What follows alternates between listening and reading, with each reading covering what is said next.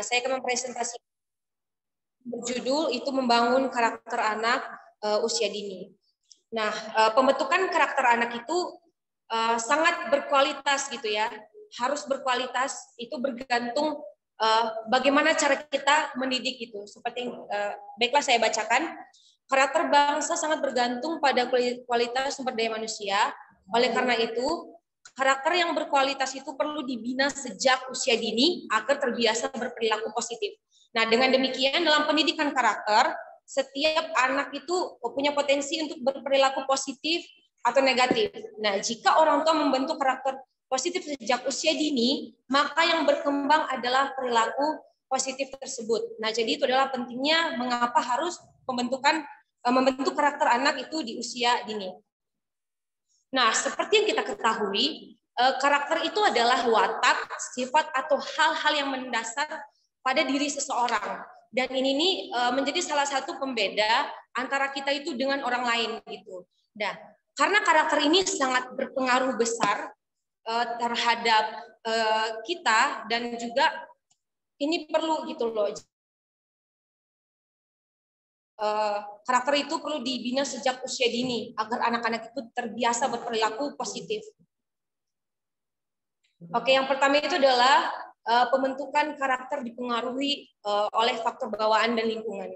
Nah, ada dua faktor yang mempengaruhi pembentukan karakter, yaitu adalah bawaan dari dalam diri anak dan pandangan anak terhadap dunia yang dimilikinya seperti pengetahuan, pengalaman, prinsip-prinsip moral yang dia terima dan juga bimbingan atau pengarahan dan interaksi antara orang tua dan anak.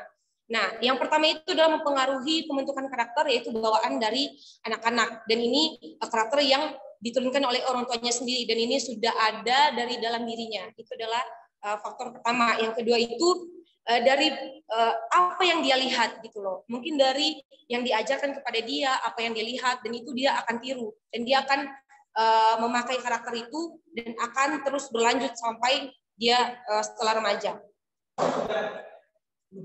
Oke, B, orang tua.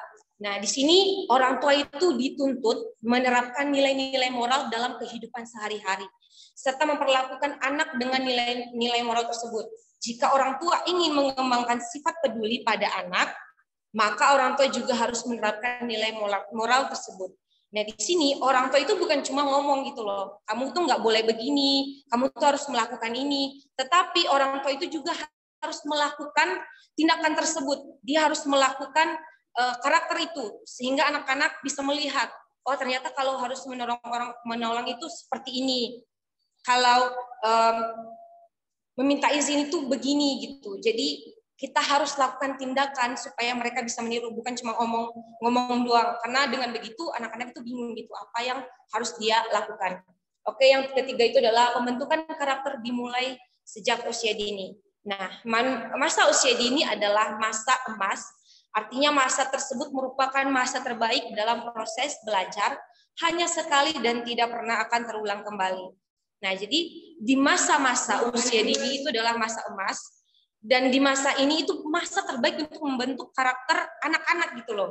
Bukan ketika dewasa atau ketika remaja kita melakukan membentuk karakter mereka, tetapi tidak dari kecil. Karena kenapa? Karena karakter itu yang nanti akan tertanam dalam diri mereka sehingga terbawa ketika besar. Oke, yang D, pembentukan karakter berlangsung seumur hidup. Nah, sikap dan perilaku orang tua sehari-hari merupakan pendidikan watak yang terjadi secara berkelanjutan terus-menerus dalam perjalanan umur anak. Nah, jadi orang tua itu harus melakukan pendidikan watak atau pembentukan karakter itu secara terus-menerus, bukan cuma sekali atau dua kali, tetapi terus-menerus dilakukan agar karakter yang baik, hal-hal positif itu benar-benar tertanam dalam diri mereka. Selanjutnya itu mencintai anak tanpa syarat. Nah, menunjukkan cinta tanpa syarat tidak berarti orang tua boleh menegur perbuatan negatif anak. Cinta tanpa syarat berpusat pada pribadi anak. Sedangkan pendisiplinan berfokus pada perilaku atau sikap tertentu anak. Nah, jadi di sini anak-anak saya ulangi. Nah, jadi di sini orang tua itu harus mengasihi anak gitu loh.